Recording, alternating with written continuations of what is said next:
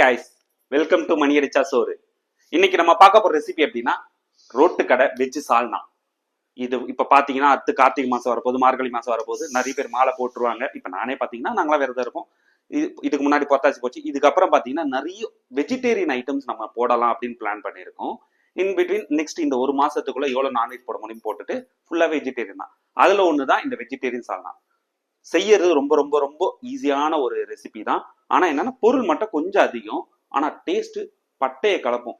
நம்ம எப்படி போயிட்டு ஒரு ரோட்டு கடையில அந்த சால்னா சாப்பிடுமோ, சிக்கன் சால்னா சாப்பிடுமோ அதே டேஸ்ட் இருக்கும். ஆனா வெஜிடேரியன்ல இது எப்படி செய்யலாம், ரொம்ப ஈஸியா எப்படி செய்யறது எல்லாமே பார்த்துடலாம் வாங்க. இதுக்கு தேவையான பொருட்கள் ஃபர்ஸ்ட் பார்த்துடலாம்.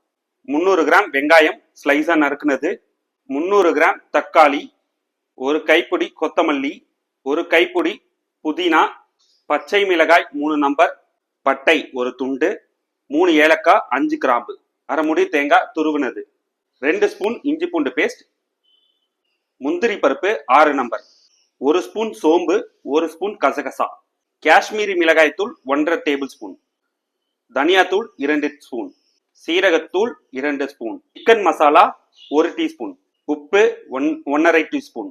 இவ்வளவுதான் இந்த வெஜ் சால்னா செய்யறதுக்கு தேவையான பொருட்கள். ஃபர்ஸ்ட் என்ன பண்ணலாம்னா, நம்ம எடுத்து வச்சிருக்க அரை முடி தேங்காய்,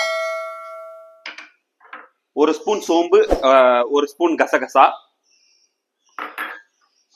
ஒரு 5 to 6 நம்பர் ஏலக்காய், சாரி முந்திரி பருப்பு, தப்பா சொல்லிட்டேன். இது எல்லாத்தையும் நல்லா ஃபைன் பேஸ்டா கொஞ்சம் தண்ணி ஊற்றி நல்லா ஃபைன் பேஸ்டா அரைச்சி வச்சுக்கணும். அதுக்கப்புறம் இந்த வெஜ் சால்னா செய்ய ஆரம்பிச்சிடலாம் வாங்க. இப்ப பாத்தீங்கன்னா தேங்காய் அரைச்சி எடுத்து வந்தாச்சு. பாத்தீங்கன்னா உங்களுக்கு நல்லா நைஸா இருக்கு, திப்பி திப்பி இல்லாம ரொம்ப நைஸா ஃபைன் பேஸ்டா இருக்கு. அந்த மாதிரிதான் இருக்கணும். திப்பி திப்பியா இருந்தா நம்ம வந்து சால்னால சாப்பிடும் போது அது திப்பி திப்பியா இதுவா தெரியும். அதனால நல்லா ஃபைன் பேஸ்டா அரைச்சிருங்க. இப்ப நம்ம வந்து சால்னா செய்ய ஆரம்பிச்சிடலாம் வாங்க. இப்போ கடாயில ஒரு 200 ml கடலை எண்ணெய் ஊத்திக்கலாம். இதுக்கு பாத்தீங்கன்னா கடலை எண்ணெய் ரொம்ப ரொம்ப ரொம்ப நல்லா இருக்கும். இந்த மாதிரி ஐட்டம்க்குலாம் கடலை எண்ணெய் ஊத்தினீங்கன்னா எப்பயுமே டேஸ்ட் சூப்பரா இருக்கும். கடலை எண்ணெய் இல்லைன்னா rice bran oil, refined oil இதெல்லாம் யூஸ் பண்ணிக்கலாம்.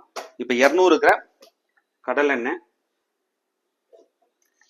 நம்ம எடுத்து வச்சிருக்க வெங்காயம், அப்புறம் பட்டை, கிராம்பு, ஏலக்காய் எல்லாத்தையும் ஆட் பண்ணியாச்சு.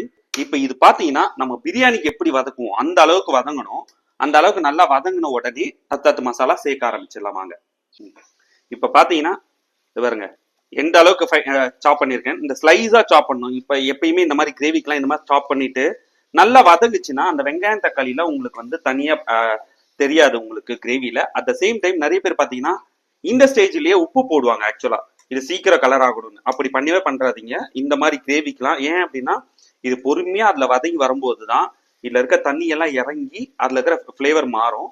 ஏன்னா வெங்காயத்துல பாத்தீங்கன்னா நிறைய தண்ணி கண்டென்ட் இருக்கும். அது எல்லாமே இதுவாகணும். அதனாலதான் எப்பயும் பாத்தீங்கன்னா வெங்காயம் வதங்கிறதுக்கு கொஞ்சம் டைம் எடுக்கும்.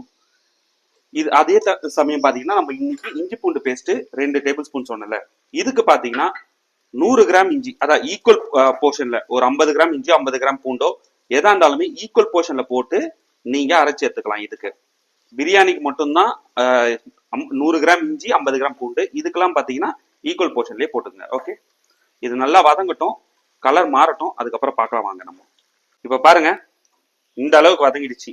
அவ்வளவுதான்.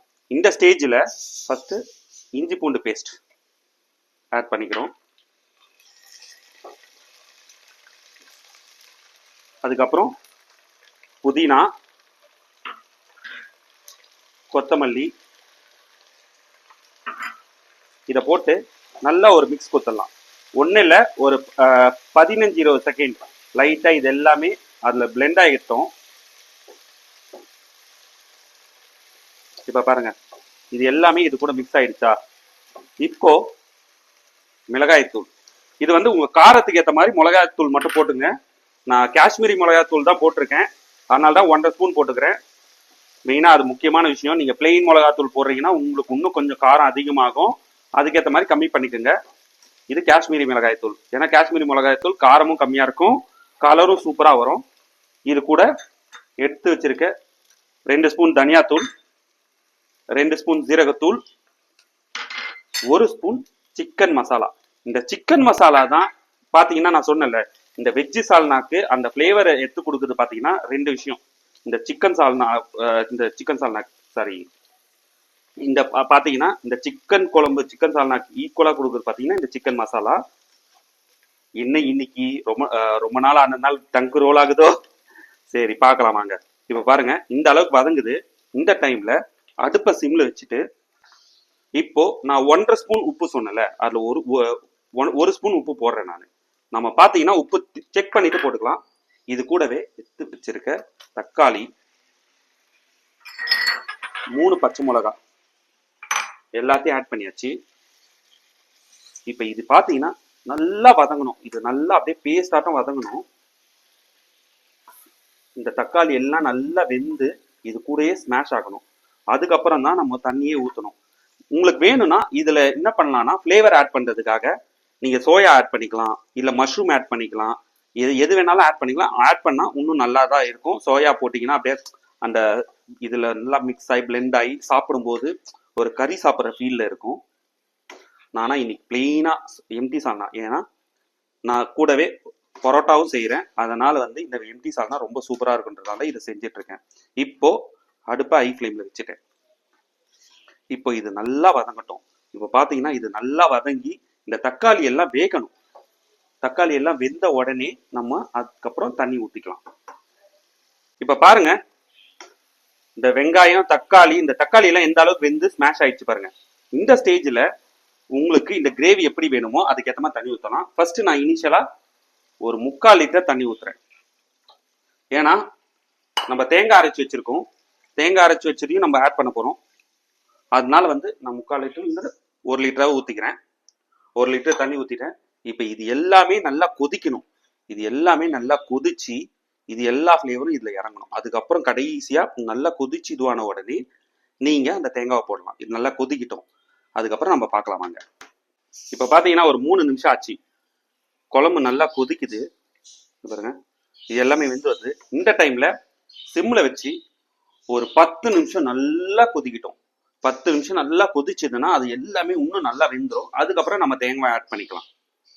இது நல்லா கொதிச்சிட்டு இருக்கு. இந்த டைம்ல நம்ம எடுத்து வச்சிருக்க பேஸ்ட் ஆட் பண்ணிக்கலாம்.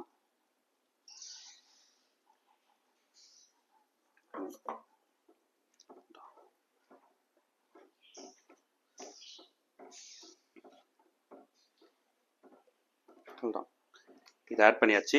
இப்போ உங்களோட திக்னஸ்க்கு ஏற்ற மாதிரி, இப்போ ஹை ஃப்ளேம்ல வச்சுக்கிறேன். உங்க திக்னஸ்க்கு ஏற்ற மாதிரி இதுக்கப்புறம் பார்த்து நீங்க தண்ணி ஊற்றிக்க வேண்டியதுதான்ப்பா. அவ்வளோதான். ஏன்னா எனக்கு இன்னும் கொஞ்சம், ஏன்னா பரோட்டா கொஞ்சம் தண்ணி இருந்தால் நல்லா இருக்கும். அதனால நான் இன்னும் கொஞ்சம் தண்ணி ஊற்றிருக்கேன். ஏன்னா இதுல இருக்க எல்லாமே இன்னும் கொஞ்சம் திக்காக்கும்.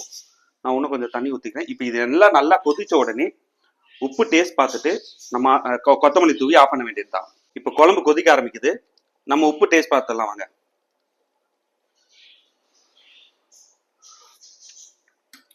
உப்பு பார்த்தீங்கன்னா கொஞ்சம் கம்மியா இருக்கு. இன்னும் ஒரு அதான் பாருங்க, இவ்வளோ உப்பு போடலாம். போட்டு ஒரு மிக்ஸ் கொடுத்துட்டு உங்க கலரே பாருங்க எப்படி வந்திருக்குன்ட்டு. ஃப்ளேவரும் பார்த்தீங்கன்னா அந்த ரோட்டு கடை அந்த சால்னா சொல்லுவோம்ல, அந்த சிக்கன் சால்னா அந்த அளவுக்கு அப்படியே ஒரு சின்ன அந்த ஃப்ளேவர் வருது.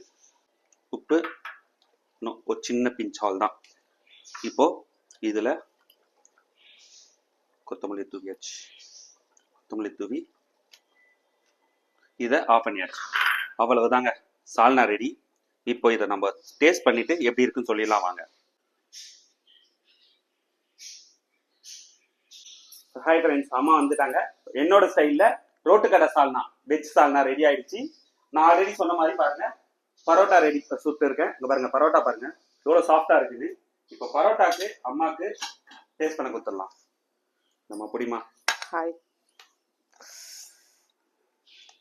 பாருங்க, திக்கான ரோட்டு கடை சால்னா. இப்போ அம்மா சாப்பிட்டு எப்படி இருக்குன்னு சொல்லுவாங்க.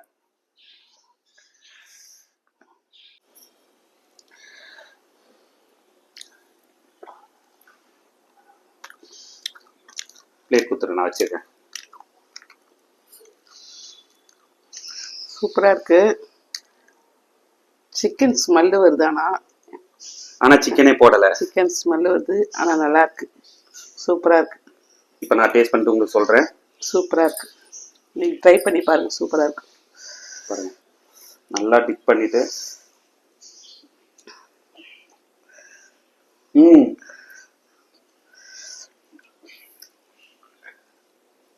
பசங்களுக்கெல்லாம் தெரியும். இந்த ரோட்டு கடையில போட்டு அந்த சைட்ல போய் நின்றுட்டு அந்த சால்னா ஒன்று சாப்பிடுவாங்க, சிக்கன் சால்னா ஊற்றி, அதே டேஸ்ட்.